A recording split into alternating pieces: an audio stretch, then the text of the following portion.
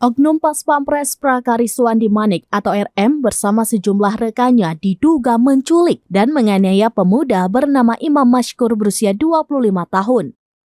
Imam Mashkur merupakan warga Aceh yang diduga tewas setelah dianiaya PraKRM bersama dua rekannya sesama anggota TNI. Korban diculik saat menjaga toko kosmetik di Rempoa Ciputat Timur, Tangerang Selatan pada Sabtu 12 Agustus 2023. PraKRM disebut berpura-pura menjadi polisi gadungan ketika mengamankan Imam Mashkur. Dalam upaya penangkapan itu, Imam Mashkur disiksa hingga meninggal dunia. Hal ini terungkap setelah PraKRM digali keterangannya oleh Polisi Militer Kodam Jaya. Dilansir Kompas.com, Komandan Polisi Militer Kodam Jaya, Kolonel CPM Irsyad Hamdi B. Anwar, menjelaskan tujuan PraKRM menganiaya korban, yakni untuk memeras dan meminta uang pada Senin 28 Agustus 2023.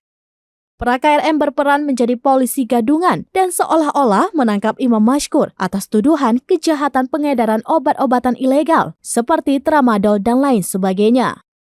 Kini, Polisi Militer Kodam Jaya atau Jayakarta telah menahan 3 oknum TNI tersebut, yakni PraKRM, PraKHS, dan PraKJ.